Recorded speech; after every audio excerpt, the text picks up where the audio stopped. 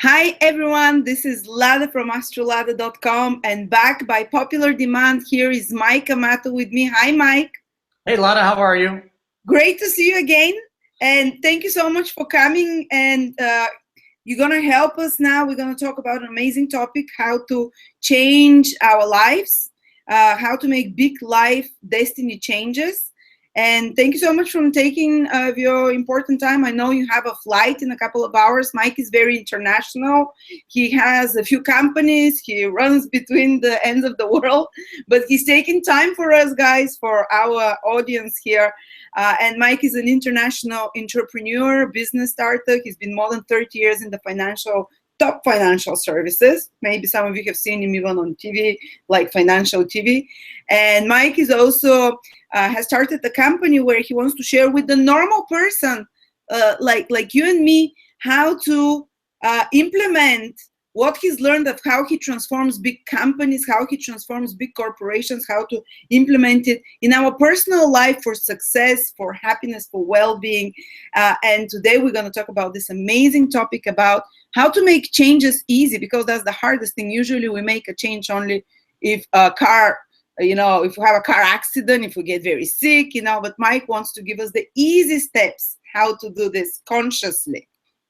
And by the way, guys, at the end of this presentation, we're going to do Q&A with Mike, so you can directly ask him from the chat questions. These are questions about your life, questions about your career, about anything relevant. Usually a conversation and a consultation with Mike Amato is $1,000 per hour, but here he'll give it to you for free. So we'll choose a few questions and answer at the end. So again, thank you, Mike, for being here. You bet, Lada. Thank you. You always have the best introductions. I feel so good about myself already. Thank you. You should always feel good about yourself. Well, I appreciate it. Lada, as you said, to kind of set the table here in terms of what we want to talk about. As you mentioned, I've done executive coaching. I've been in executive rooms, and I'm on the board of a startup digital bank. And so I've got a lot of activities going on. And what I've noticed over the course of time is that the executives all get personal coaches, and the company pays a lot of money for the executive to have somebody who's a coach or somebody else who's a mentor and help them think through their business strategy and their effectiveness and how to execute their vision. So over the course of time, I've done some of that coaching. I've benefited from some of that coaching because sometimes we all need a different voice. I'll tell you, I sometimes can't give myself as good of counsel that I give other people. So hey, I'm all for coaches because they give you a little different and objective perspective, which is really important. But I mean, if the top 1% uses coaches, I guess we can also use one too, because our lives are so much more, complex and difficult of the small person. Well, I'll tell you, Lada, that's one of the major points I would like to make is that we're all executives, and all executives are normal. So we use this word normal people. The things I talk about is really, I want to democratize executive coaching. That means bring the same concepts that you share with a business leader with hundreds of thousands of employees over several countries. It is the same type of advice that we can use, whether we want to accelerate our career, somebody wants to change their career, maybe somebody wants to launch a business and say, how do I make this work?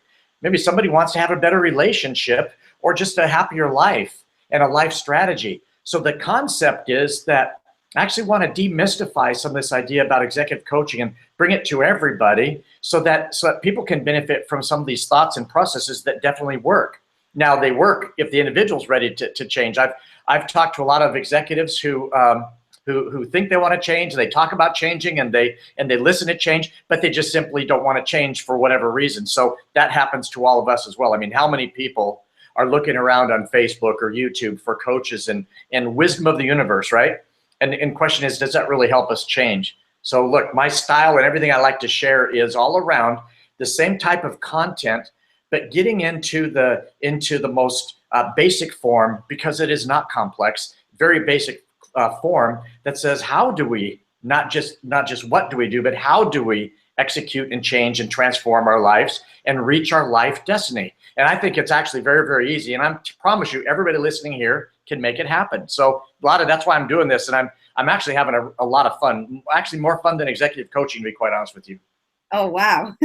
But it makes only sense, because if companies use strategy to change, to grow, and we actually live our life to destiny, and we expect things to happen to us, and instead we can lead our life like a company, with planning, with strategic steps, and that's what you're here to tell us.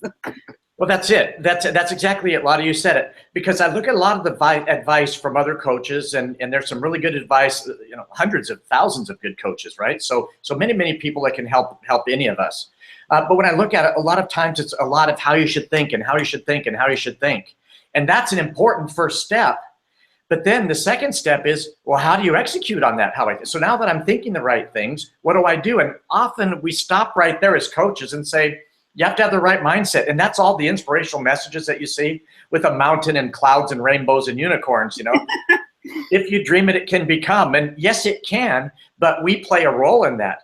The biggest thing I could tell you, it's funny because I had 2 clients this week who had the exact same aha moment. And that's when the coin dropped, because they both had different, one is a gentleman thinking about how to have better relationships. And one is a woman who wants to develop a professional career and really accelerate her career. And it was really interesting because a lot of the concept I talked about is we can talk about how you should think about things. And actually, I can show you some steps to take and a plan to write to help you do this. But what I'm coaching both of these individuals to do is to realize that what they should do is look at themselves, and it's look at their change and their readiness to change. Because if they'll focus on themselves first, then focus on the outside. And what happens, both of them were looking on the outside circumstances to rationalize where they are. Does that make sense? Yes, we all do that. Don't we? Yeah, right? Become victims of circumstances. Well, in fact, Lada, victim is the perfect word, because what I like to describe is assume a figure 8, but so the number 8 laying on its side. And we'll talk about this over the course of time because I'm building the model to describe it. To me, concepts don't matter if we can't explain them simply, directly, and easily. Not only what the model is, but how to use them. So if you allow me, I'll just verbally describe this one to you. But there's a whole victim cycle that we're all trained on, and we're all masters at it. And it involves some very specific steps. And there's a situation, and then we make a judgment, and that's the first moment of unempowerment, is when we make a judgment. It's really fascinating. Like I said, we have tons to talk about, and this is just part of it. But once we judge it and we say it's bad or it's a bad thing, it creates a reaction, a physical reaction in us, and a rationalization that thing is going to be bad when we should avoid it and think about it differently. And that creates a cycle where then we have, you tighten, your actual body tightens up, you think about it. And I'll show you what I mean. What I'm saying is that if everybody in the call right now could just imagine for a second somebody that they don't like, somebody in your past that you don't like. And we shouldn't hate anybody, but there's probably some people that we really don't like.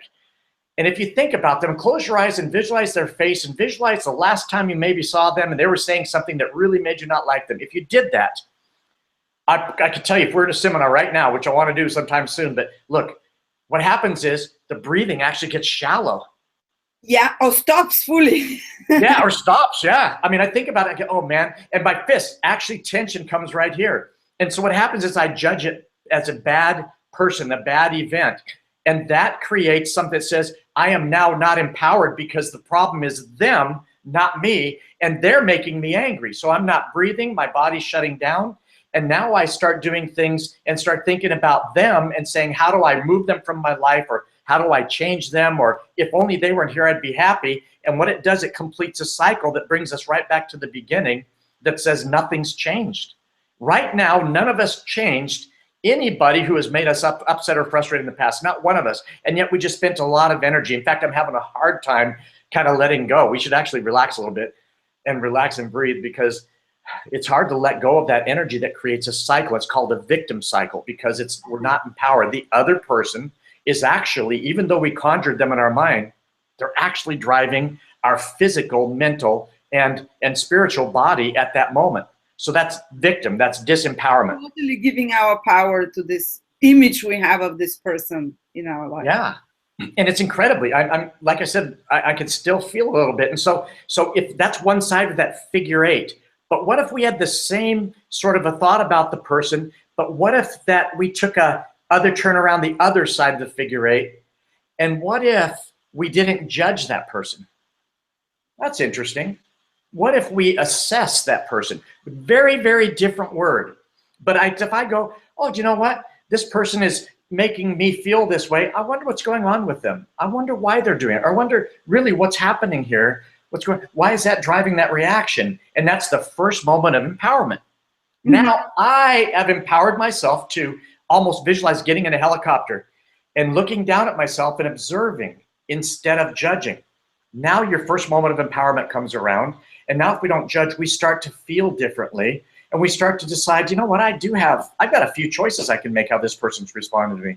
I can do something, radical. I can punch them or kick them. I can do another thing radical, which is, love them and embrace them. But in the middle of those two radical things are some many, many options. Yeah. So that once you're empowered in the first moment, you can then come to the second moment where now you have choices. That is the second moment of empowerment. Now I realize I can do lots of things. Now as I'm objectively observing these, I wonder which one's best. And I do a little bit of, as that circle comes around, I do a little bit of an analysis. And I say, wow, you know what? I'm going to choose to do this one because I think it's best. And maybe it's meditate.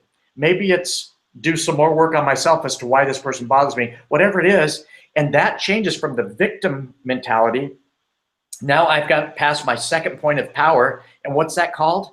Consciousness. Consciousness. Consciousness is merging mind, body, spirit all together to give yourself the power to let events in your life or observe events in your life to a productive outcome as opposed to a victim outcome. Well, Mike, let me interrupt you here because a few years ago, you were coaching me. I was at your place and I was really stressed out about someone I was working with as a partner.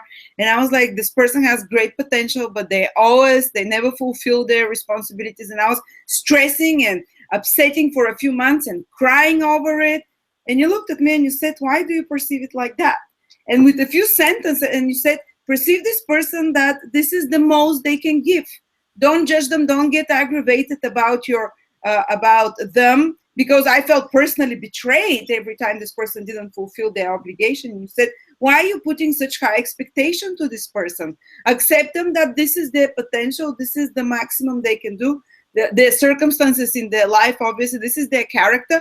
Once you accept their character as it is, you stop judging them and frustrating yourself. On that moment, ever since, and I still work with this person, ever since, I no longer have resentment or I no longer feel stressed towards that person. You did something resolved it. I don't remember the exact words you put it in, but I was like, yeah, why am I stressing? This is the potential the person can give. I shouldn't, push them, and I should accept them like it is, and I no longer stress about that. And this gave me an option to look at it differently, and I no longer felt disempowered in the sense that they can control my mood. But yeah, I'm just giving you, I don't know if you remember that, but exactly this is what you did a few years ago. So yeah. I love that. And I love that you shared that right now, because yes, I do remember it. And it's so funny because remember at the beginning of this, I promised everybody can do it. But I also promised that very few people understand this crucial step, because it's very simple, right? You have a situation, a person, and you come to visualize a fork in the road. And one says, I'm going to relive my past and let this situation control me, and I'll be a victim. I'll be unempowered, and I will go through that victim cycle. And by the way, we've all done it 1,000, 10,000, hundreds of thousands of times. That's the road that's well worn.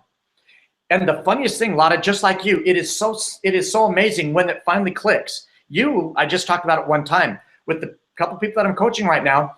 We had to talk about the circumstances a few times through, and all of a sudden we talked about this concept of saying, just assess, and it opened up the gates of their capability to observe. It opened up the gates of understanding. I will tell you, their shoulders dropped. Yeah. Physically, and they said, I wonder why this is happening. What's going on with this person? What's going on? And so to me, that's a really important thing. And you said the word victim cycle, and that's really crucial. There's some other things we can do actually then beyond that to then now, once we're empowered, remember I said that would draw focus into ourselves, Fully conscious means aware, means we are trying to choose how to react to things that happen in our life. Okay, so if that's the case, then there surely has to be an understanding of how a human being, once we are conscious, which let me tell you, it comes and goes, nobody has it all the time. Even the Dalai Lama in a TV show I saw yesterday said that he is almost let go of all anger in his life. Not always, almost. So look, we're all trying for this, so nobody accomplishes it all the time. But there's a deeper understanding than to say, now that we're fully conscious, what are we observing? And what do we observe about ourselves? And I think that that's probably one of the key messages I'd like to get across today is we'll talk more about the victim cycle and how to change it. I think right now that's good. But what if there was a way to understand, once you are focused on yourself, once you are in that right energy, and once you do want to change your destiny, what does that model look like? How does a human being do that? And how do people do that? And if you don't mind, I have a diagram. Oh yeah, yes, please. Is that okay? I've spent hours, everybody, on this diagram, and it's quite complicated. Okay, you're gonna laugh when you see it, but in my very low-tech way, we're gonna try to show you what this looks like, and I'll walk you through it because this will then show you deeper understanding of truthfully what happens in a human being in the mind when they're ready to start changing when they understand the changes in them. Then what do they do? And this is a second step. So I'm going to move my camera. Is that all right? Yes, yes, please. All right. Now let's see if this works, Lada. Okay. Can you see this? A little bit lower, please. A little bit lower. Ah, perfect. Okay. I'll back it up just a bit. Okay, good. How's that? Perfect. All right. So I'll describe it and then I'll take the camera off of this, but look at this, very complicated. I have to laugh at my art. I'm sorry, I'm not very good at this. But down here we see in red, it's called core emotional state.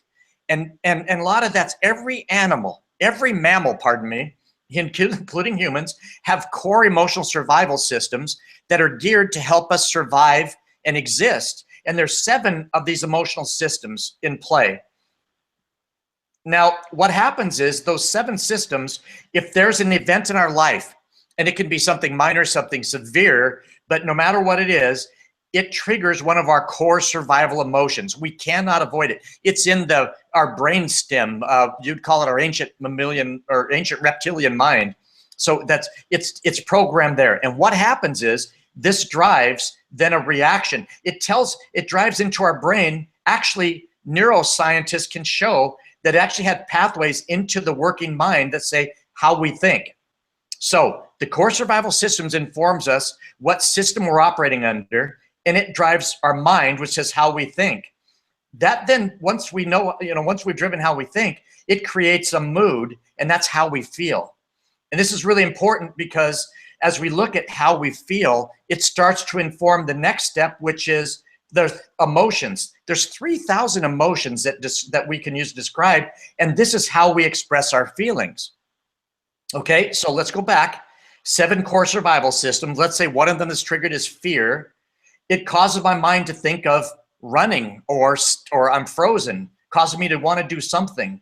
Now, that creates a mood in me, obviously, and that creates an emotion that then describes that mood. The emotion might be afraid. The emotion might be, it starts to drive anger. So there's an emotional reaction, and that then goes to actions. So what do we actually do? How do we behave? And how do we react is out here. So the reason I share this model, Lada, is because when we want to change our lives, we want to change the core survival system, but we have to start from out here to understand that and take ownership that it's our actions that are creating our life, and we want to change those actions. So to change these actions out here, which you'd call them behaviors or reactions, as I mentioned, if we want to change that, we have to come all the way back down and understand what system is being triggered by each and every stimulus in the environment. By the way, that can be a positive stimulus too, by the way. So we can replicate success by using this model. So it's a cycle, but it begins with understanding that if we're going to change our life, if we're going to realize our destiny, we need to understand it's our actions that are creating this. And if we want to inform ourselves in a conscious way, we need to consciously choose which core emotional system to use to drive a different action. Now, and then what are those core emotional systems? What are those 7 core emotions? Okay. I don't know if I can write this down. I can write it. Okay. If you can, that'll free me up to speak. Okay, good. Thanks, Lada. We are super high tech here today, I'm telling you. Okay.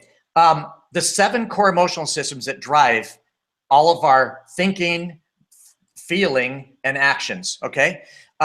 The first, the most powerful is called seeking. And that's the emotional system that helps motivate us to go find food or go find shelter or find a partner. So seeking is a most powerful system. And when we're in the seeking system, we are in our most powerful self. We're our curious self. We're learning and we're innovating. Okay. That's the best state. That's a very best state. Absolutely. Of being. Yeah, it is. It is. Now, the second one is play. So I'll use animals. And Lada, do you mind if I move the camera to myself now? Yeah. I'll be writing it and okay. saying it. Good, because I'm trying to talk with my hands over there. And although I'm Italian, well, yeah, exactly. You can do it. Okay, so you're right. Second one is play. Now, this is where we learn to fight. We learn to win. We learn how to lose. And we learn different things about relationships through playing, okay? All of these systems have a good and a bad, by the way. So there's positive and negative parts of seeking, and there's positive and negative parts about playing. Play is like experimenting, it sounds to me. Yeah, it is. And it's true learning. Okay, so play is desire to learn, but do it in an enjoyable way. You'll notice that the way technology has evolved, it actually replicates how people learn.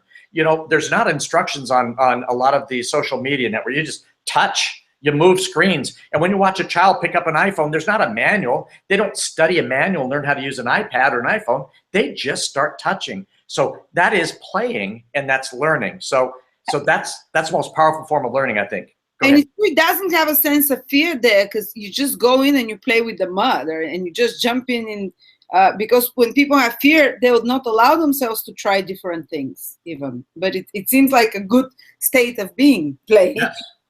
Yes. Now, the negative side, let me talk about, first of all, the negative side of play. The negative side of play is if you do this as a distraction too much, right? So if you're done playing and now it's time to get done, you know, so you want to go seek a place to live or the next meal, you've got to stop playing and do it. And a lot of times play can be a distraction to keep us and procrastinate because we're busy playing, okay? Seeking can be negative. I'll go back to seeking. Positive is it's the one mood, the emotion, not mood, pardon me, very important difference. It's the one emotional system that allows us to move between the other systems, either up or down in a fashion. So too much seeking, again, can lead to procrastination. Sometimes we can believe we're learning and believe we need to study. We believe because we have self-limiting beliefs that, gee, I just need to keep looking before I start off on building this shelter. I'm sorry, I'm using these type of examples, but there comes a time when we actually have to stop seeking. We have to start building, right? So seeking in the negative can kind of lead to boredom or people that are starting to now move into other states or negative states, which I'll explain right now. Oh yeah, I remember studying astrology for 7 years and knowing I have to start it, but I kept studying and studying because I thought I have to learn more and more and more and more. And you start beating on yourself and start thinking like a failure again, that, okay, you can't make it. Yeah, that thought right there that we're not good enough, by the way, is so powerful. It's the thing that drives that victim cycle. We're not good enough. And inherently, everybody in some way, shape, or form believes they're not good enough for whatever reasons. And psychologists could tell you why they exist, but that's a very big part of self-limiting beliefs. And that's a part that supports a victim cycle that I mentioned. So you said exactly right. Sometimes too much seeking is our inner self expressing that we don't think we're good enough. So we're going to keep studying and studying and studying. And you're right, you have to jump sometimes, right? Mm-hmm. Okay, number 3, are you ready for that? Yes. That's the care system.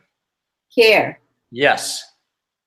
Okay, so mama bear, right? This is where we learn to care for our young. A manager cares for their team. A partner cares for the other. Some people devote their whole lives to caring for humans and animals, right? So care is a very important and it's a crucial state for our existence. Care to the negative could mean that you put other people's interests first, that you find yourself, you can actually launch a victim cycle if you're so trapped in the caring system that you actually can hide in it and actually make yourself miserable if you're not able to understand that you have to care for yourself as well. So you notice every system. People that get cancer, the ones that always go and please everyone and take care of everyone, and this can create a lot of resentment inside, but they keep caring because they think they have to give to be good, to be loved. And yeah, I was watching yesterday something, and they said the people that attract those cancer illnesses, they're usually the most caring ones, but they always actually neglect themselves because of that. Yeah. I mean, hey, Lada, today I'm flying to London from Seattle, and I'll be going to the airport shortly. The first thing they're going to say on their safety briefing is to say, if we come into a decompressed cabin, we're getting the oxygen mask will drop in front of you. Put yours on first before you put it on somebody else or your child with you. Yeah. So that's something I'm sure everybody's paid attention to that in the past. So you do have to take care of yourself. So care can be a negative, but it's a crucial system for our happiness and for our survival as well. Yeah. Number 4. Yeah. Oh, go ahead. You're going to talk about care for a second. Go ahead. No. I'm going to ask you once you tell us, oh, I want to understand something after that. Okay. Finish show. Number 4 is what neuroscientists is propagation. So it's called the lust system. Should I call it lust? You can. In today's society, we've learned kind of to look at that word as one meaning, but yes, it's called the lust system by scientists. And of course, this is the system to propagate the species. It's also a system. You could call it even passion, because yeah, go ahead, please. Because it's the passion to create a legacy. So not just to expand the species. When everything else is taken care of, when survival is taken care of, we now work on expanding the species. Same thing for managers and leaders. They have a passion for creating a legacy. We can also have this lust or passion for projects that we're working on. So that's what this system is. That's desire, lust, passion, desire. Yeah. Yeah, there you go. There you go. In fact, I love the word desire with that, because like I said, there's in a business setting, we have a hard time, using the lust system, but it's a please go ahead and use desire, because it is that system that says, you know what, this is what's going to drive me to do better work or to create a project that I really like. Negative side of desire is it can trigger, if we're so worried about our team, it triggers a negative side of care, right? So I really want a team. I want a legacy. If they express the best part of me as a manager, we've all seen them become overprotective, and their desire system or passion to protect their people goes into a negative care state very quickly. And they start actually not being kind to other people or excluding other people. There could be some bad behaviors I think we've all seen. Oh yeah, or even when you want a partner and you want it too much, you can be pushy and unpleasant and boy. That's exactly right. We talked about that, in fact, in relationship video that you and I did. There's things that we all can inadvertently do when we want something so badly. And there's a phrase, shooting yourself in the foot. Sometimes the negative part of desire are things that we do when we want something too bad. We actually can chase it away. So desperation, the stink of desperation. Yeah. Yeah, that's not good, because that triggers your victim cycle, right? Yeah. Okay, so 5 is then panic. Oh. So this is a system that's triggered, and remember, all these have useful things. This system that triggers separation panic, right? So you have separation anxiety, and it triggers. It's it's the first of the next 3 or sometimes more negative systems, right? Yeah. Panic drives a faster heartbeat, drives almost a frantic looking around. It's good in the sense that if you have a little child and you don't find them in the store, panic can lead to finding them. So panic, to a certain degree, it can be helpful, but mostly it's unhelpful because it leads to a shrinking of empowerment. Panic says, I must make a decision. I need to make this. I need to turn right. I need to turn left. I need to look for my child. And actually, you can stampede your child looking for them so much. Or if you get that visualization, panic is the beginning of some other negative cycles that I think is pretty clearly understood. That is not the best place to make a decision. I don't know. I've seen girlfriends that something happens in their relationship and they react out of panic and totally ruin all the good work they've been doing till then, all of a sudden, with this stupid message or, it's, yeah, sorry. No, that's exactly right. That's that message that we send in the middle of the night that we shouldn't, or the sharing on Facebook that we probably shouldn't do, or that 2 a.m. phone call that we shouldn't make. Don't do it. Don't do it. That's kind of a result of panic saying, I'm going to try to find a solution as hard as I can, almost with grim determination. Think about it this way. What swimming instructor ever told you when you jump in the deep end, thrash around as fast as you can, save yourself, save yourself? Yes, you're right. Yeah. It's not a good decision-making system. It's got its place, but it's the beginning of the 3 negative systems that we need to really pay attention to, okay? Yeah. Next one is called fear, obviously. Mm-hmm. I say obviously in that it's obvious that what the fear does. But listen, fear has a positive side. If a lion is chasing you, it's good to be afraid. Run or climb or do something. By the way, it's different if it's a bear. If it's a bear, you're supposed to freeze and lay down on the ground like you're dead. I don't know. But fear can be a useful thing because it tells you when to get out of something, when to get away from a situation. However, it can also be a very negative thing. If you see ghosts, literally or figuratively, if your system is triggered by a situation at work that reminds you of a life-threatening situation you might have had when you were a child, it's not related in any way, triggers fear, it creates the same reaction as if you were facing that massively frightening situation. Like your previous boyfriend cheated on you, and then you fear every boyfriend will cheat on you, and you constantly live in fear in each new relationship. Or that's sorry, I keep comparing with relationships because that's well, and that's because so many people are right. So they're saying we know how to apply some of these things to our business context, but it's our personal context that's really important, right? And these definitely apply to both, and so I appreciate that. I appreciate your examples. It's funny, Lada, because I went over to the chat section just to see it. I had to turn back over because people are asking some really cool questions. We'll go to that in a minute. So I'm sorry I looked at it. I peeked. Lada warned me not to do it. But, I get distracted. Hang in there, everybody. We're gonna try to get to those. Go ahead. What? I said, like, when I look at the chat, I go into panic mode because I want to answer everyone. I know. Okay, last one, and a big one is then anger. Okay, so that's a 7th system. Again, there may be a good place for anger, right? There may be a time when you've had enough, when you need to strike back. When if you're at a cash point or an ATM in the middle of the night and somebody attacks you, if that transitions into, well, actually that's probably a terrible example because anger is probably the least productive system for fighting back. But let me not get to an example. But there may be a role for it. But by and large, anger is probably the deepest and darkest emotional system. Wow. And remember, I'm going to go back to my very complex model here. Remember that the system drives ultimately our actions. And if we've displaced anger, we have a disproportionate reaction to the stimulus. So a child comes in and maybe jumps on our back while we're doing something that we think is very important. It could cause us to be very upset, yell at that little child, which is disproportionate, right? So anger can create a very severe reaction. And by the way, a little quick note, a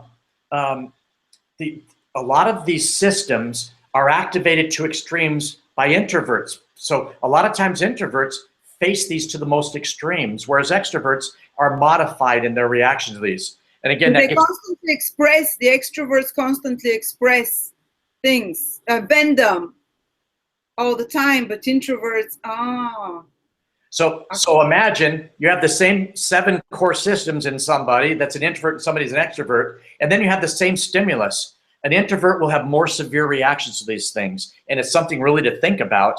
And there's some rationale why, but psychologists have realized this, and in fact, we're working on a paper with a partner of mine to kind of explain this. But let me back up to anger now. So now you see 7 systems there, and you see the last one was anger. So what's really important is to understand, if you get out of the victim cycle relives that, right? So people that are afraid and are continually jumping at they're seeing danger where there isn't any, are living a cycle that they've been trained to live. They're playing the same movie of their life over and over again. Whereas if we did the exercise that we did before on that little take a left turn instead of a right turn, and if you go in there and you say, hang on, let me observe this situation. Is this really something to be afraid of?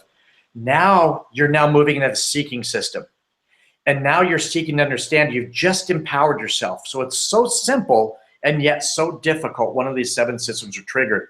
But consciousness means once I align my body, soul, and mind together, now I can consciously choose which system to go through. Now, both of the people that I'm coaching right now, they both said to me at different times, but Mike, which I love the but Mike's, Lada. The but Mike is, it's not my fault. But no, but Mike, I don't have a choice because work is so busy. The woman said, work is so busy, I can't change right now. And bless her heart, she really faces some serious problems. I mean, I have to sympathize with her, or I should say empathize, because she does. The gentleman was saying to me, hey, or the man was saying to me, hey, but Mike, I don't have a choice because, this person didn't fit what I was looking for. And the point of it is that once they arrived at consciousness, at the same time, they realize that they need to look at themselves and which system they're triggering. And if they can change that and become curious and start obsessing, not judging, all of a sudden, some things appeared that they didn't see before. And that was so magical it happened. And it happened to you on that example that you gave, Lada. All of a sudden, this situation quit driving your reaction, and you started choosing to go into seeking and becoming curious as to what's that person's existence like, but more importantly, what's it doing with me? Why is that triggering something for me? Why do I care? Mm-hmm. So I'll give a business example of the last thing, and then we can stop and go to questions if you want, or you can add anything you want, Lada. But a quick example of this, and I'll give a business context for one quick moment. Let's say, Lada, you and I are sitting in a marketing meeting. I don't know why marketing, but we're sitting there. And the boss comes in and says, I've thought about it. We're going to go with the green plan. And you get very excited. You go right into seeking. Oh, this is great because I've got some literature for green and everything will be green. The screens will be green. I've got a green dress and I'm ready to go green. Yeah. And I get mad. I get angry. And I fold my arms and I shut down. Mm-hmm. I say, what's wrong, Mike? Well, I'm angry because I wanted the red option. I gave all the reasons why we should go red. Now we're going green. I'm afraid that you don't like me. If I'm honest with myself, I'm afraid I'm not needed. If I'm honest with myself, I think they like Lada better than me. If I'm honest with myself and conscious, I will understand that the same stimulus to Lada and Mike drove 2 very, very different systems.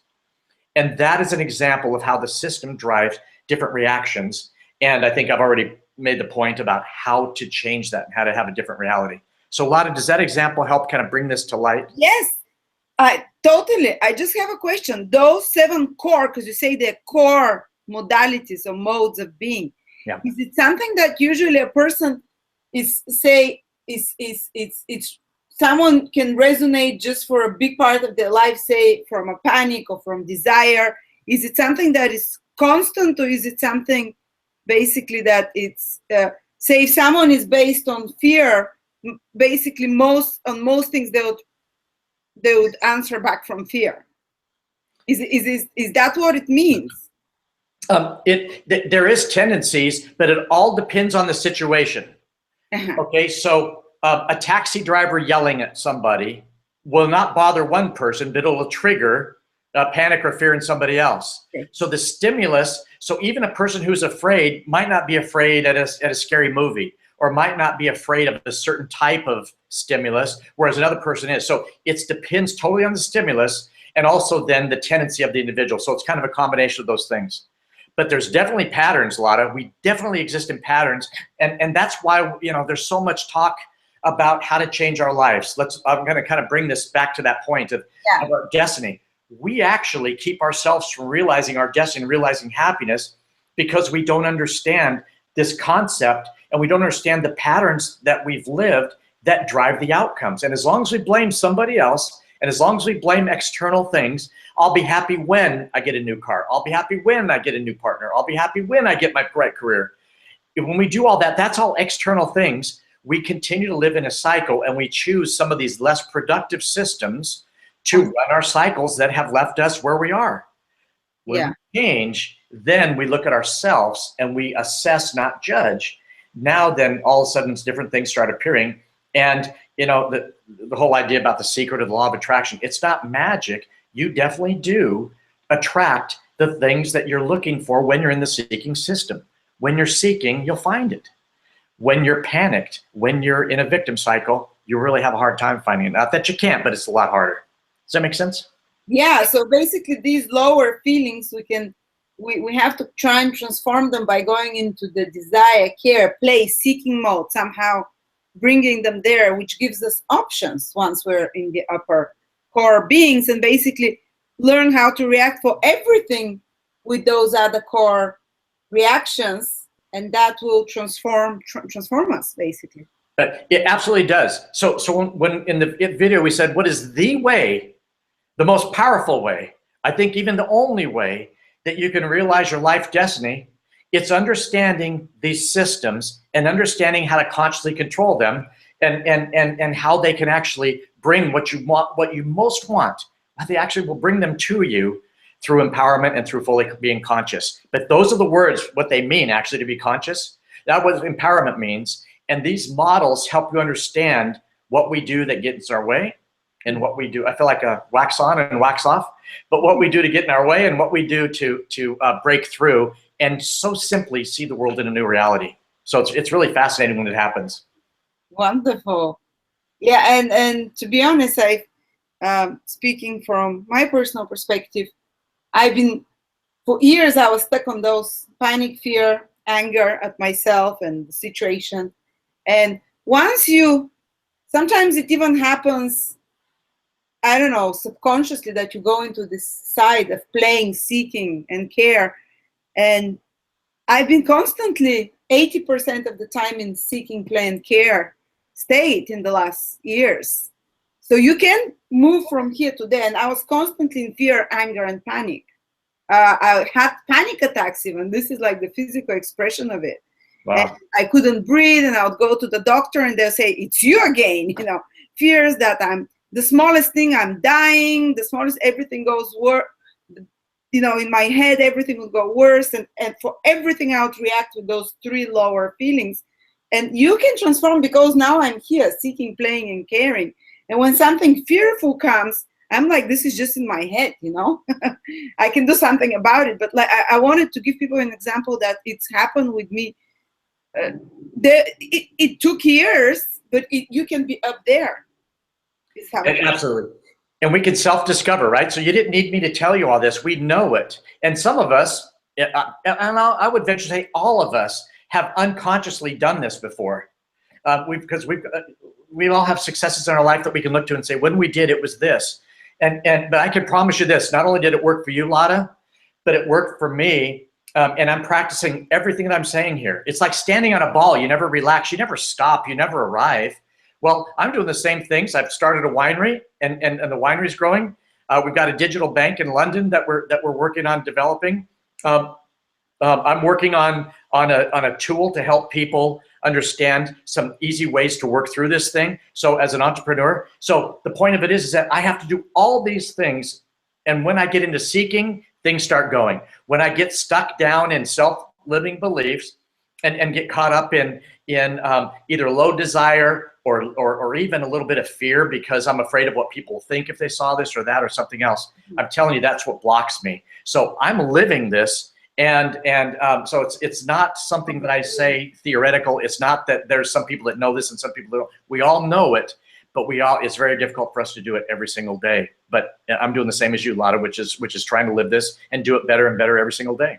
Wow, yeah, I can give example. I'm working on one project and it's taken 2-3 years, and I'm thinking, oh, my savings are going there. Fear is coming. It's not gonna work. What if people don't like it? That's it. Panic, anger. I get angry. Why did I? And then I say, no, stop it. You've succeeded before. You'll succeed now. And I go and start researching on the internet how to promote it better. I start researching for similar projects that went great and reading stories about how it really took off. And this totally changes my state of mind. The seeking, and then I call my IT software people and I start discussing and saying, let's try this, let's try that. It's maybe like the playing stuff side. And yeah, you move it from this like waking up in the evening with fear, that's it, I'm gonna lose all my money, and it's going to, I'm so excited, it's gonna work, you know. It's transformational. I mean, truly, we talk about transformation a lot, but it truly is transformational. So that's beautiful.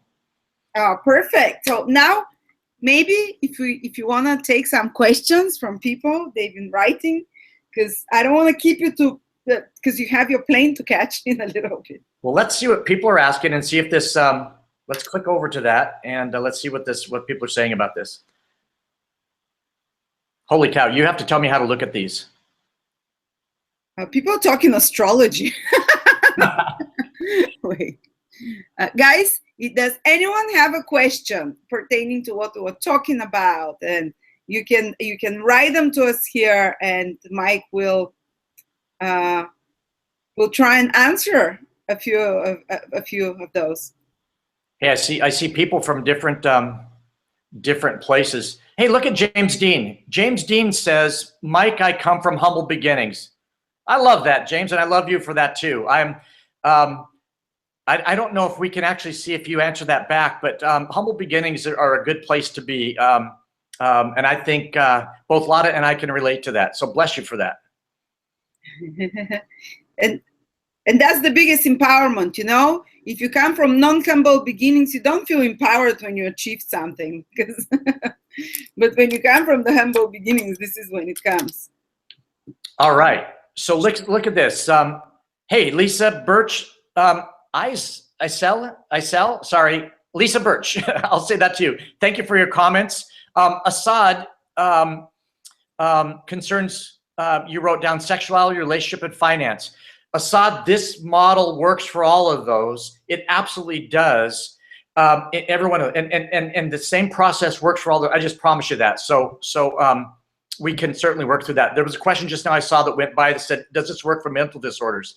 Yes. One of the projects I'm working on, and like I said, we're trying to build a tool to allow people to work through this in a technical, a digital way. One of the partners is a child psychologist who uses this system to treat troubled children in Italy.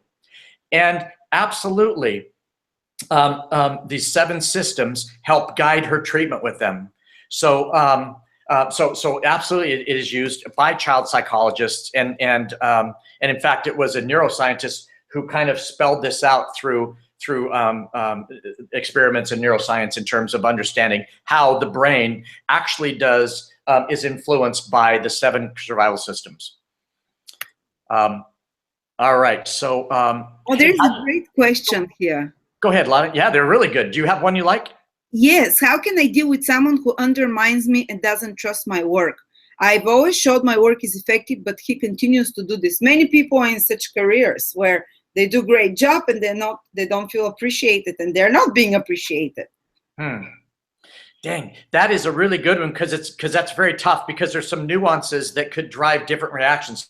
So number one, let's go into an assessment phase of this. Okay, so it makes you feel bad, and so you've deemed it to be bad. Let's stop for a second and let's back up, and let's just assess what's happening with this person. And you will need to understand what's going on.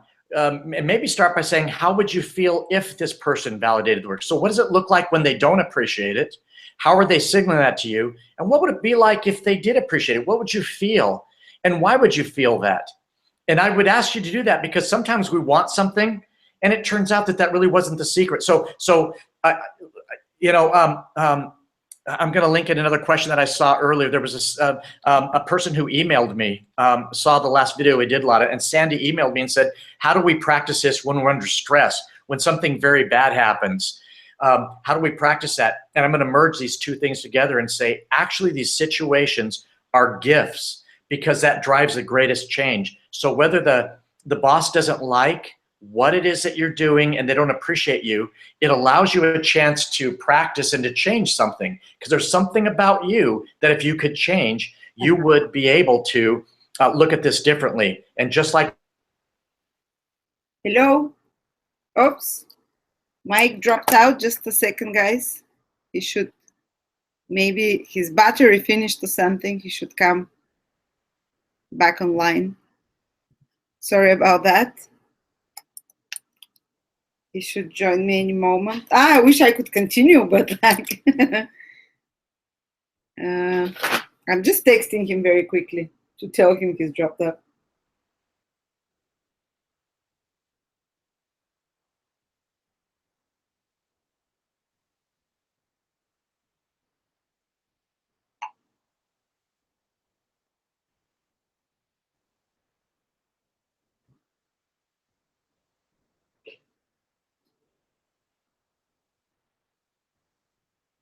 We're just waiting for Mike to come back again online.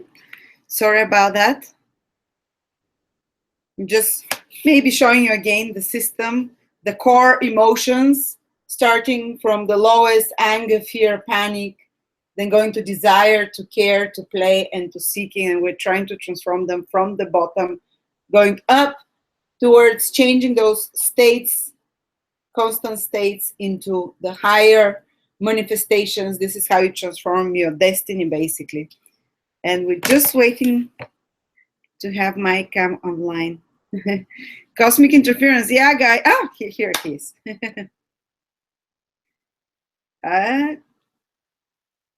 Just a sec. Yeah, I think Uranus and Mercury are very close together in the sky, guys. So when this happens, there are technical problems sometimes. Hello, Mike. Can you hear us? I see Mike's picture. Maybe it just takes a few moments for it to start.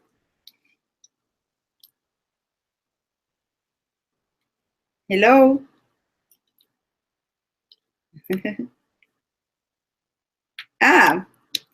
Technical problem. Oh, Mike is in the chat. He's chatting now with everyone. Yeah, but it's Mercury conjunct Uranus now, guys. And Uranus is like sudden, out of the blue disruptions that can happen. Mike, I don't have a sound or voice or video for you. No, there is no audio. Yes, I'm in panic mode. Let me go into play mode. Shall I dance for you guys while we're waiting for Mike? Oh, no, we don't hear it. Maybe, Mike, if you go out and come back again. How does anger transform into seeking? Lada, can you hear me? Nah, yes. Okay, sorry, everybody. Yeah. Okay, I'm back. Can you hear me now, Lada? Yes. All right. You know, I saw a question back there a little ways. Somebody who said they're absolutely lost in life. They've lost everything. Boy, it's tough. It went by so fast that I can't comment on it. I could tell you, you know, I mean, this sounds so trite, but I could tell you, you're being tested in a way, and that whole victim cycle. I promise you, if you can learn how to get through that a little bit and assess what's going on, you will begin to understand more what's going on and what to do about it.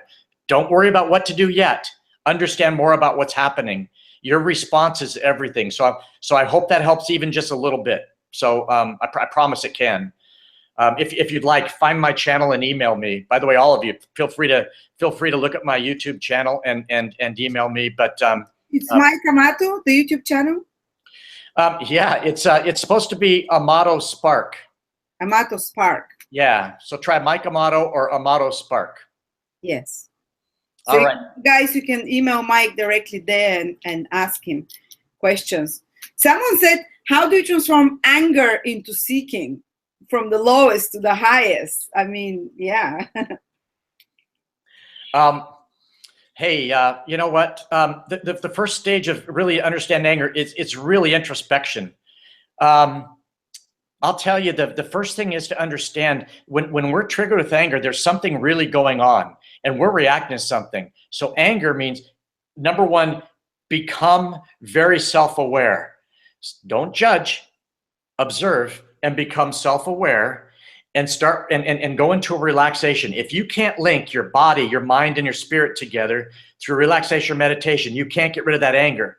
So you need to look inside, but you need to do it from a standpoint of empowerment. Anger is disempowerment personified. Anger is lack of control. So how do you gain control? You must physically begin with, gosh, you guys have good questions there. You must physically begin control over body, relax, control over mind. First, relaxing this tenseness, this tightness here, yeah. Yeah, anger definitely ties it up. So, so you absolutely need to do that first, and then when you become conscious, relaxing all three parts, when you align all three parts of you, then you're going to find really what's driving that anger. So anger is coincidentally the easiest one to resolve. It's the most tremendously destructive one, but it is the one that's most easy to resolve. If you understand it's not the situation that makes you angry, it's you.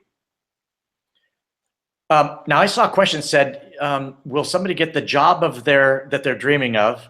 And will somebody get their, and the same person said, and will it get my partner? The answer is yes, if you listen to what we're saying. So there you go. That's a short answer.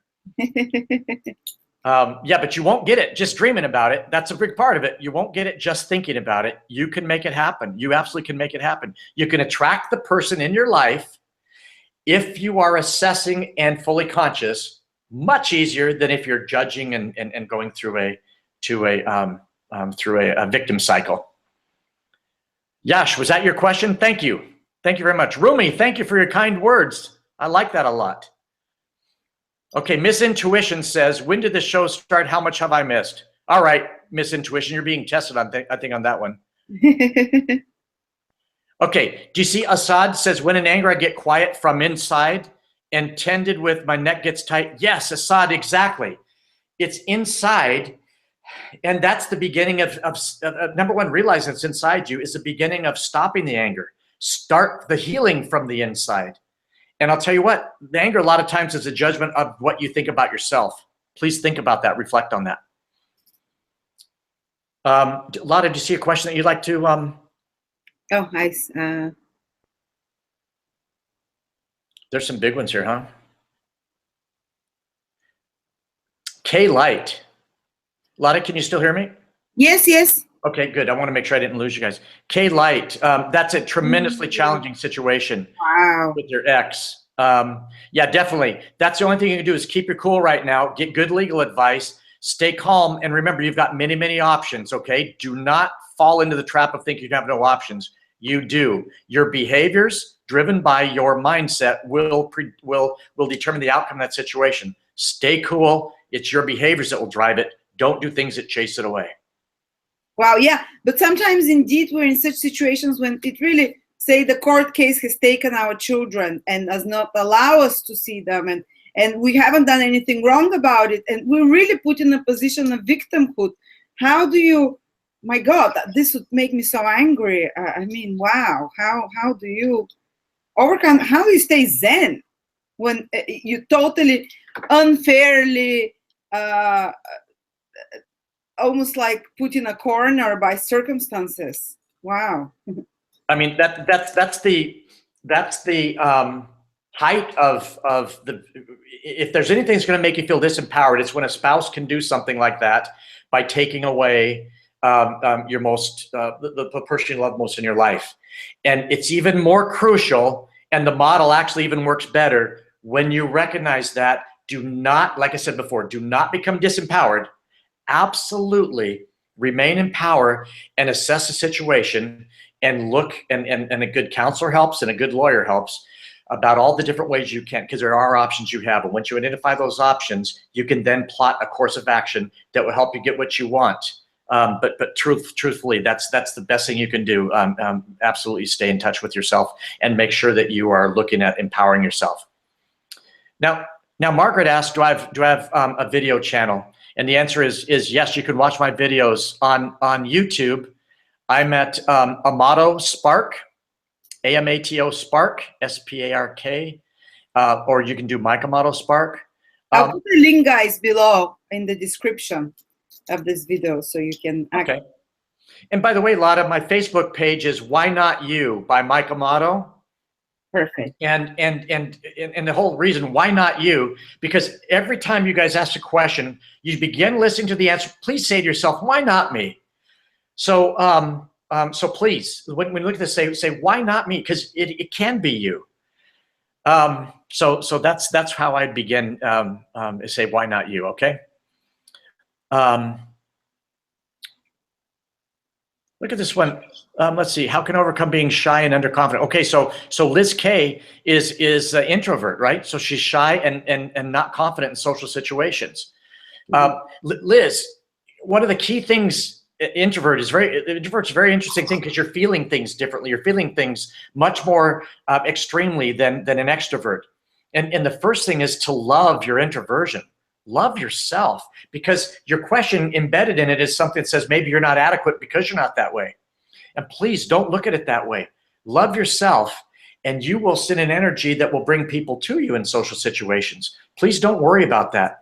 You don't have to become basically an extrovert, but you can use your introversion in a. Hey, Nicole Razi or Razzie, you're giving great advice on here. You guys listen to Nicole. A really good advice, which is stay grounded. I promise you guys, if you're aligned, body, mind, and spirit, you're conscious, you will see, physically witness the effect your energy has on the people around you. I said it in a video before, and somebody wrote a question saying how ridiculous, but I can promise you that you can actually attract things into your life. It's a whole idea about, guys, Abraham Hicks, whenever I'm stuck in life, I open the book, Seek and pardon me, I'm going to forget the name of the book. You receive. Seek and you'll receive, or seek and you shall find. Really, pardon me, because I'm panicking now. But I open Abraham Hicks. The whole notion is if you change your energy, you change the outcome. You change the things that come into your life.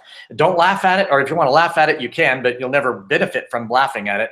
I promise you. So Kay, if you are, and I'm sorry if it's, I hope it is Kay, but if you are concerned about being an introvert, celebrate your introversion. It's okay.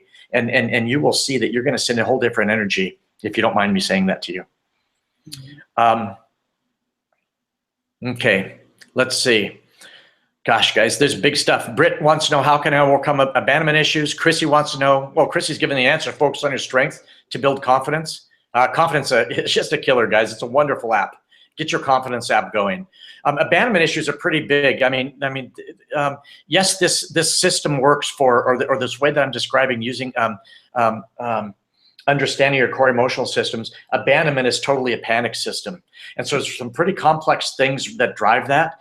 And what you need to do is to move from abandonment into somehow seeking, and that's a little tricky. On that one, depends how severe it is. I'd almost advise, please talk to a therapist and understand what's going on.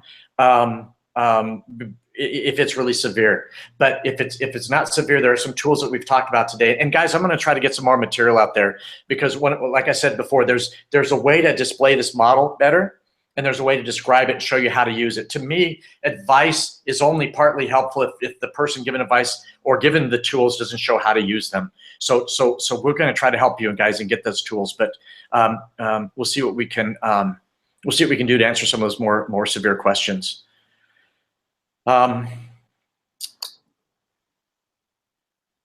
Good. I see some success stories there. Well done, Kate. 39 years of marriage and narcissistic abuse. Oof. See that? Observe what's going on there. I bet you have by now. You're betrayed by a person who's betraying themselves. That's actually what's happening. Good on you for having a different perspective now. One of the questions I saw, Lada, do you mind if I get into one that I saw earlier about children? Can I jump into that one just for a second? Of course, yeah. One of the things that I saw was a question around an individual who and I'm sorry, I was reading the question really quickly. I can't go back and find it now, but the question is how to work with your children when you are going through a divorce, especially when you feel like you have been violated, when you feel that you've been disrespected, and that the other person is just living a fantastic life while you're suffering, when you have children and you're trying to figure out how to raise the children. And one thing I just advise to you is that if you, in this one case, I would, it's really crucial to be out of the cycle of victimhood, because it makes it about you. And if you go the other cycle of empowerment, you can actually then start saying, how do you make it about your children? And your behaviors, remember that model on the outside says actions and behaviors? If you understand what's going on in you, you're going to rise above it all and not let the other person control you, to the extent that you can actually destroy your children's lives. You can actually affect how they look at relationships, how they look at you.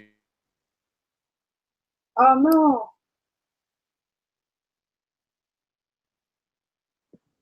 Thing might drop down out again.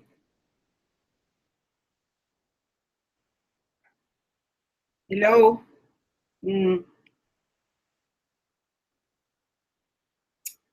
I wonder why this is happening.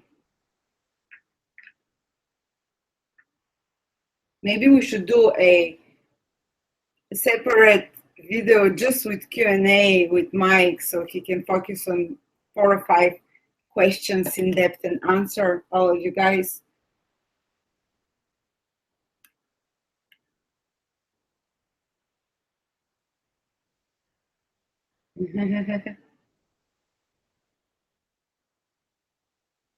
Someone says, I was observed people losing, dropping, breaking things lately. Is that Venus retrograde? I think it's the difficult aspects of Mercury. Mercury is technology. Mercury rules devices. Mercury rules our dexterity and coordination. And Mercury has been making the whole week very difficult aspects with planets. So we become more clumsy, and we become more, and technology becomes a little bit less predictable. I'm putting some astrology here, guys, because I don't find myself qualified. Okay, back. Sorry. Are you there? Yes. Okay, I'm sorry. Any questions you see that you like there, Lada?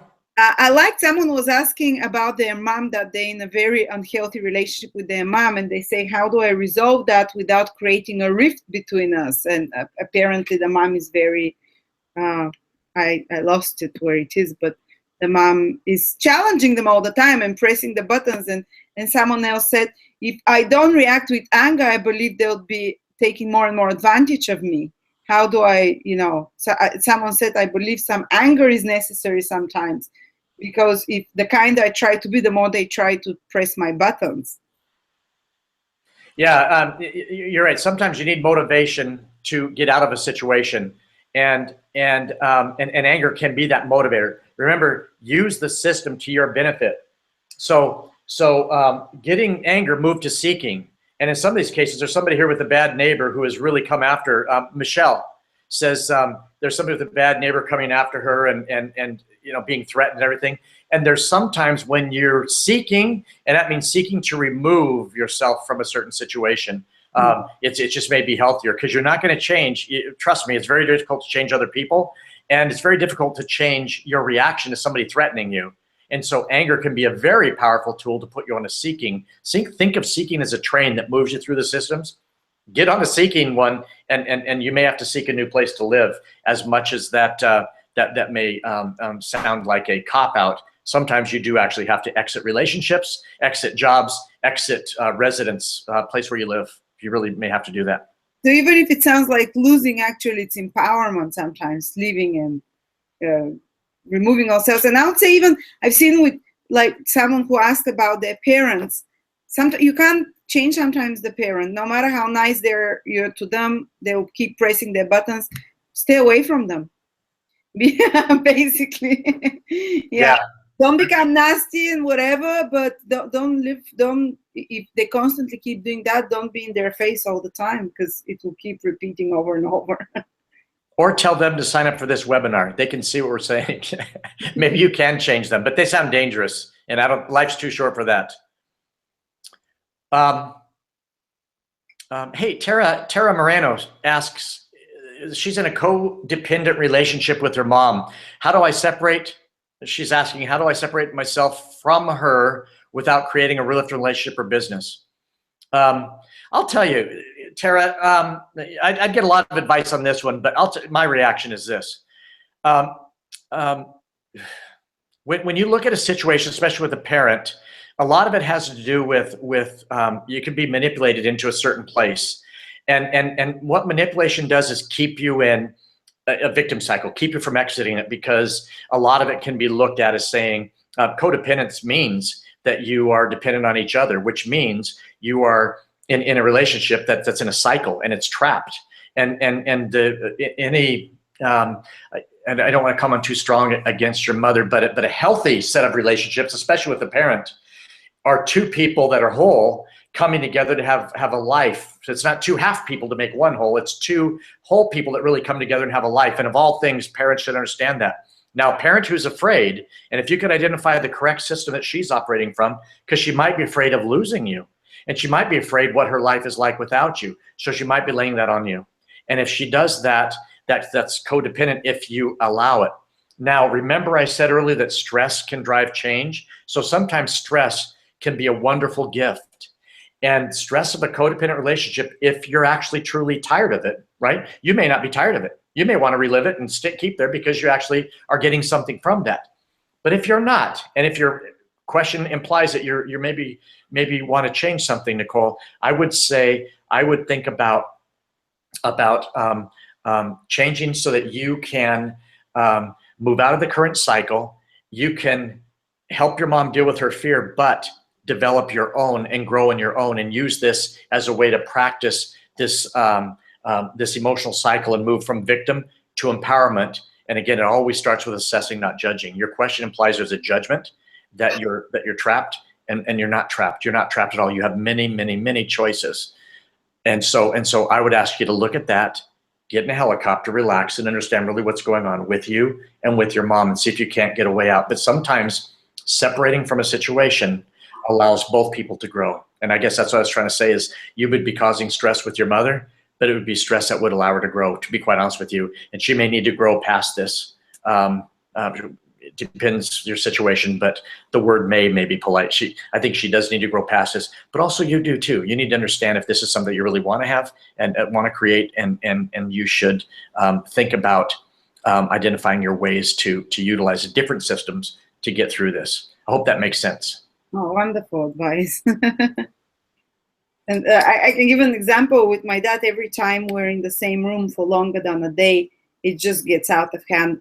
We just react like that. So the best relationship we can have is when I live abroad over Skype, and it works great, but not to be together. And sometimes you just have to accept this, and instead of saying, oh, I just accept him that he's like that he gets angry very easy, and I choose to remove myself from that presence and still stay loving with occasional Skype chats. Hey, Tara agrees. Thank you, Tara, for your comments. Somebody asked a question. Let's see. Field of Dreams asked a question. Is it okay to date someone 12 years older than you? And as always, the answer is it depends. But I will tell you guys something about me, because I think part of this, for me to be authentic in terms of things that I'm sharing with you, I have to share when I'm living through experiences myself, because I'm on my own life journey as well, obviously. After being divorced for 10 years, I found the woman of my dreams who's 20 years younger than me. And I'll tell you what, it had nothing to do with the age, had nothing to do with, we try to deal with relationships intellectually. We try to think our way through it, or rationalize our way through it, or somehow make it a brain exercise. And I will tell you, she has taught me one thing that's so incredibly valuable, and that is how to feel a relationship. And from the moment we met, we both truly were connected. We felt each other in ways that I never thought was possible, actually to a degree that we were both shocked. It actually caused us to be a little afraid sometimes as to how deeply we felt the other person.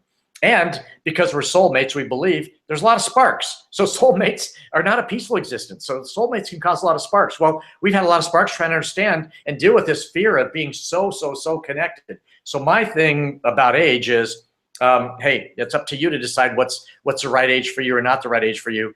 But if you look at it consciously, connected mind, body, and soul, and get to the person that resonates with all three of those, not two of the three and not one of the three, and certainly not somebody that has none of the three, but all three of the three. I'll tell you, I wouldn't worry about age. I've never been, I'm in a relationship that's stunning and how wonderful it is. So there you go. I've been through it. 8 years already. So, and it's getting better and better. And even your wife says, I can't believe that you can stay in love for so long. Like I thought the passion goes away usually after a few years, but obviously here's the proof that it can carry on for years and years. It's just true. It's just true. So there you go. 12 years. Ha. Now, if you're 18 years old, think about it. But but otherwise, hey, go by how you feel. But be very, very honest how you feel. Make sure it's not just body. Make sure it's not just mind, and make sure it's not just soul. It's got to be all three. There you go, Field of Dreams. All right, Lada, what do you think? Hey, Siobhan, what a nice thing to say. What a nice name, Siobhan. Beautiful. Thank you, Sandy, for your comments. 18 years, beautiful.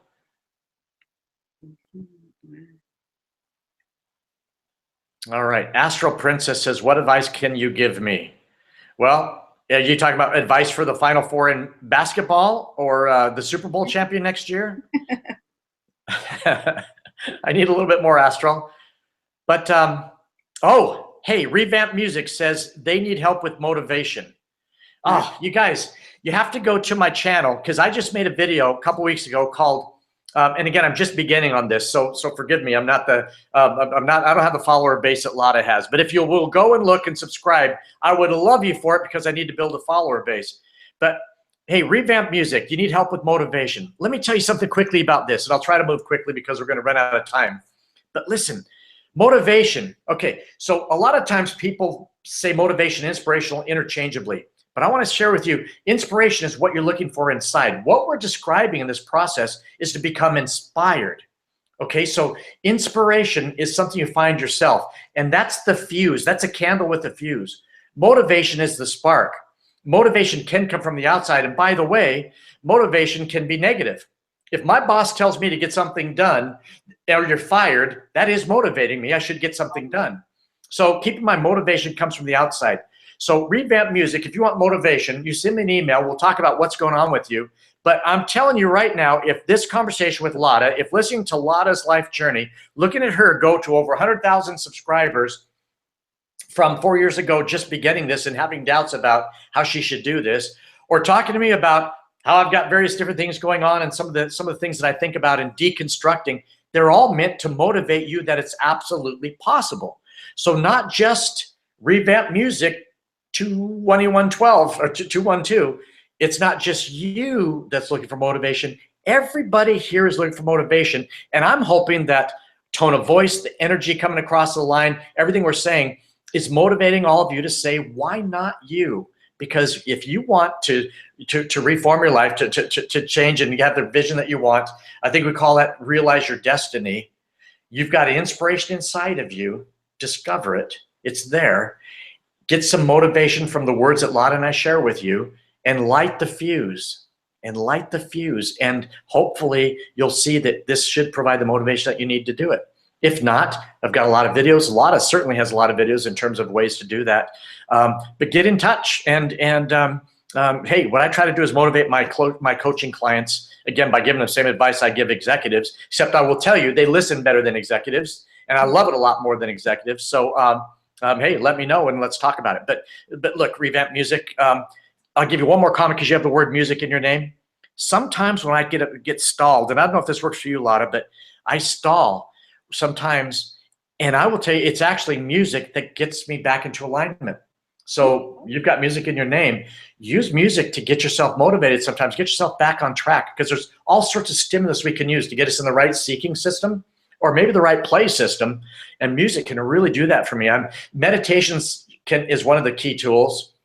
Being with yourself is another key tool, but then also understand that music is a great tool for getting you through those things too. So that's what I would say about motivation for you, Revamp.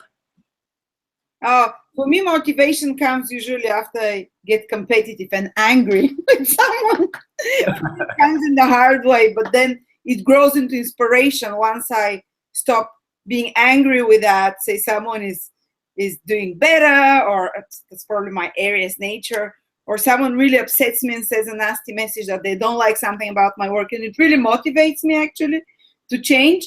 But then the moment, first I feel very upset. First it totally clamps me down from action because of this being upset. And then I start saying, well, maybe there is something there. Maybe I can change. And I go into the seeking mode and playing mode. And I turn this angry motivation into inspiration. And it becomes beautiful. And then I'm like so grateful these people pissed me off. So it can motivate me to do something in a better way or different way. That's perfect. I love that, actually. Yeah, but you're right. You're using 7 systems, and we all have done it, right? So you know, we all have done it different times. We just done it unconsciously. What you described is now you've got a tool that you can say, you know, which system can I use? Sherelle Jackson asked me just now, hey, when I'm disempowered in one aspect of my life, it derails me in another, has a ripple effect. How can I get into alignment? And I'll tell you exactly what Lada just said is, look at the system that. Oh no, third time lucky.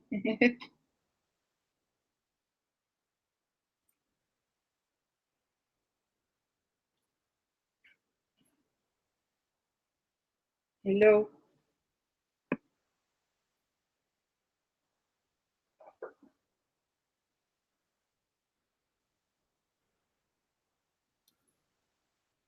Sorry, guys. Any moment now. Oh, hi. Thank you, Alexandra. Alexandra says, I love this stuff. Love it. We can do more of that. Look how passionate Mike is. Every time I get stuck on something, I call Mike, and thanks God that his wife is my best friend, so he doesn't charge me, but he helps me see things from a totally different perspective. And this helps me move up the emotional scale from anger. Usually mine is anger and fear to playfulness and seeking mode, and starting to research and investigate and see things from a different perspective. So yeah, and definitely working with someone or having a friend who can bring you up to that emotional scale helps a lot. For me, at least, it does. Because sometimes when you're stuck in your own negative mind, it's hard to get out of that loop, to get into a seeking mode, and you need maybe play a video of Abraham Hicks, play a video of Mike's,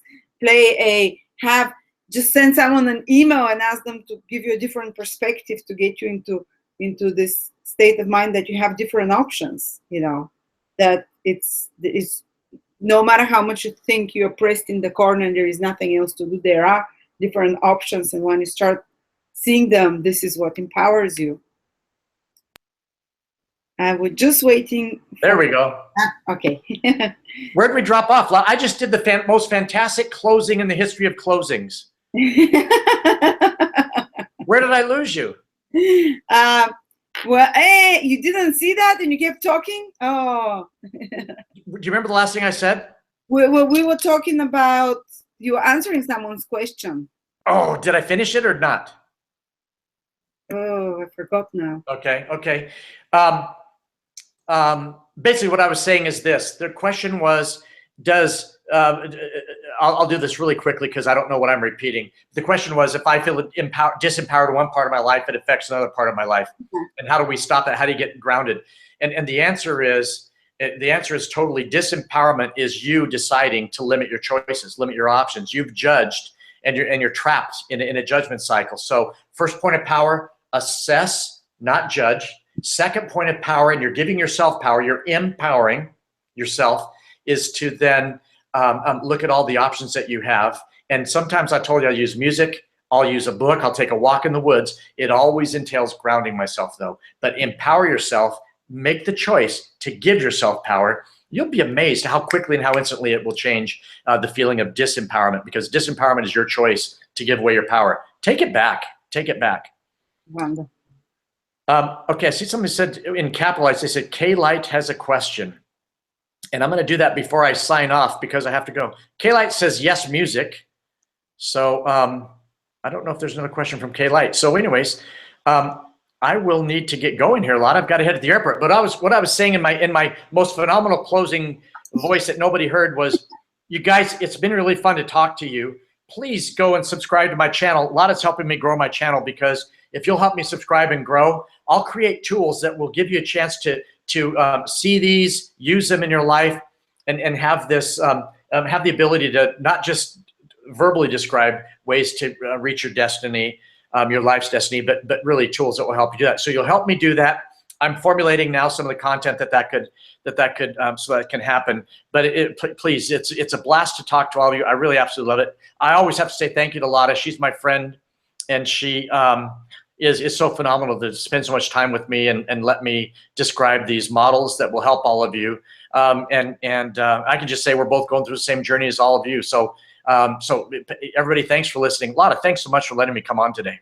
Thank you so much, Mike, for being my mentor and for helping so many people. I think we should do this more often, the Q&A. People love it. They say they love you, and they find this advice extremely practical and helpful.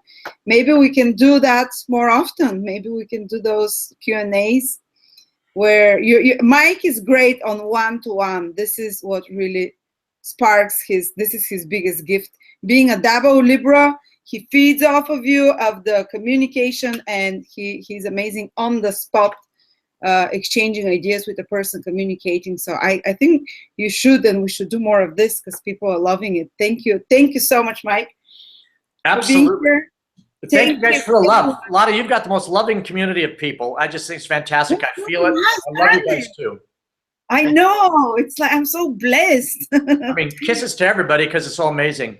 Alexandra, thank you for your wonderful comments and support, you guys. Really, all of you, thanks a lot. And I hope we said something today that really makes a difference and helps you. And if not, Lada, I'm happy to do it anytime you want.